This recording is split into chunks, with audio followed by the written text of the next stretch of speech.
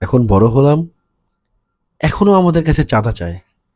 হাটে ঘাটে, অলিতে গলিতে, বাসে, ট্রেনে, ইউনিয়ন পরিষদে, প্রতিটা ইউনিয়ন পরিষদে আলাদা আলাদা জায়গায় চাঁদা দিতে হয়।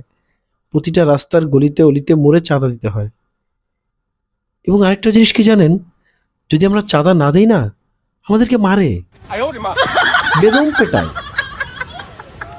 কিন্তু আমরা যখন চাঁদা দেই, তখন শুধু আমাদের একটা কাগজ ধরিয়ে দেয়।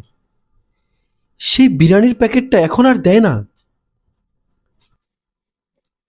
আমি মনে মনে অনেক প্রশ্ন করি, আমি তখনও চাঁদা দিতাম, আমি এখনো চাঁদা দিই, কিন্তু সেই বিরিয়ানির প্যাকেটটা কোথায় গেল? আমার বিরিয়ানির প্যাকেটটা কে খেয়ে ফেলছে? আপনারা কি জানেন? অবশ্যই কমেন্টে জানাবেন কবিতাটা কেমন হলো, এবং এই বিরিয়ানির প্যাকেটটা কে নেয় সেটা একটু জানাবেন।